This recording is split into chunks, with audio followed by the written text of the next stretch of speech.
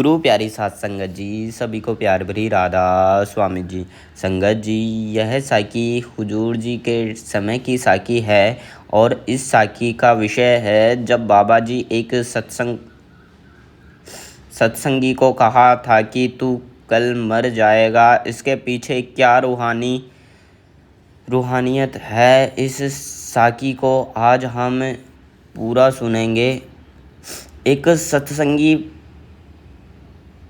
पास ही व्यास के गांव में था, जो जब भी व्यास में आता था बाबा जी का सत्संग होता था। एक बात हमेशा बाबा जी से पूछता था कि मेरी मौत कब होगी या मैं कब मरूंगा। तो हुजूर जी हर बात उसकी बातों को टाल देते थे। एक दिन वह जिद कर बैठ गया कि बाबा जी आज आपको बताना ही पड़ेगा। तो बाबा जी कहने लगे कि तू नहीं मानेगा, चल आज तुझे बता ही देता हूँ।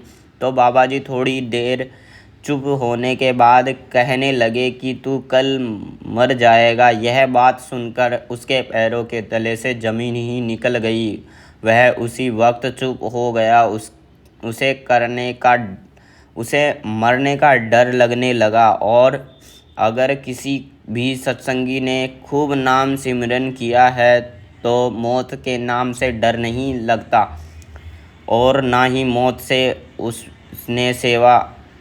पर उनके सेवा खूब की थी, लेकिन भजन सिमरन नहीं किया था। तो उनके मन में यही था कि पूरी उम्र बीत गई और मैं भजन सिमरन तो हुआ ही नहीं और अंदर भी कुछ नहीं देखा। वह सत्संगी यह सोचता था कि आधा दिन और एक रात अभी बाकी है। वह सत्संगी अपने घर आ गया और उनका सिमरन लगातार चल रहा था। वह एक पल पल का फ़ायदा ले रहा था। वह सीधा अपने घर आया और सीधा अपने कमरे में गया। उसके अपने घर वालों को बोल दिया कि मुझे कोई परेशान ना करे और कल बाहर से दरवाज़ा तोड़कर मुझे निकाल ले। वह सत्संगी सारी रात भजन सिमरन करता रहा और उनका 10वां द्वार खुल गया। सुबह क्या देखा कि वो मारा ही नहीं, जिंदा था। उसने अपने मन में सोचा कि मैं तो मरा ही नहीं, बाबा जी ने मुझे झूठ क्यों बोला। वह सीधा डेरे व्यास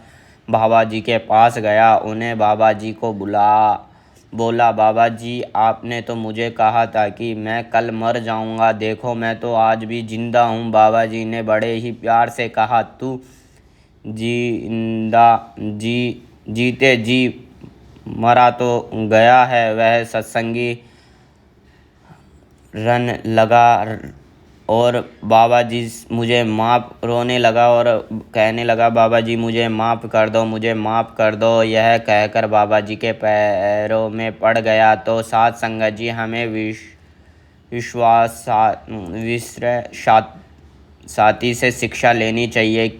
और यह जितनी भी साखियाँ हमें सुने जाती है, इस सभी का मकसद सिर्फ और सिर्फ आपको भी भजन सिमरन की तरफ आकर्षित करना है, ताकि आप अपने भजन सिमरन को ज़्यादा से ज़्यादा समय दे पाए और हर एक दुख हमारे भजन सिमरन के ऊपर आकर ख़त्म होती है।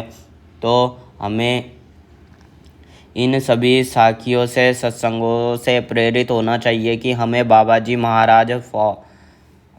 महाराज फॉर्मेट की इस दुनियादारी से रहते हुए अपनी जिम्मेवारियों को निभाते हुए अपने भजन सिमरन करना, लेकिन इस नासवान संसार में अपने मन को ज़्यादा नहीं फंसना है। तो हमें इस साकी से हिदायत लेनी चाहिए कि हुजूर महाराज बाबा जी महाराज की हमें बातें मानकर भजन सिमरन करना चाहिए। तो इस साकी से हमें आप